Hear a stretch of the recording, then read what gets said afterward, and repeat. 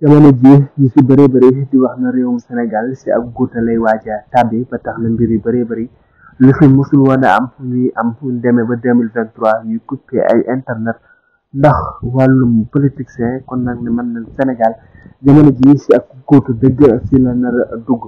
jamono ji li gën a jaaxal ci ñëpp nag muy di plateforme bii di TikTok ñuy wax la rek daf koy suspendre moom plateforme bii di TikTok loolu nag ba tey Sénégal yi si bëree bëri tamit ñu si amako jaaxle ndax ku na xam ne Sénégal yi bëri woon nañ trop di utiliser li nga xamante ne si ne moo di bi la plateforme di TikTok suñ xëy suspendre ko nag nan la ko Sénégal yi nar a dundee boobale suspendre bi nga xamante ne si ne moom la ñu def TikTok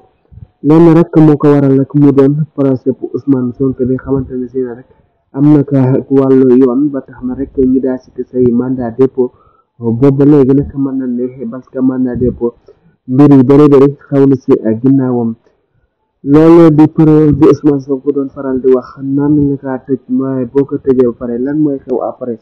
loolu nag mën na nag yeexitale sa lan nekk di dund jamono ji nag ñaan rek yàlla def jàmm sur réew mi di réewu Sénégal wayante abonné di partage di like vidéo baax a baax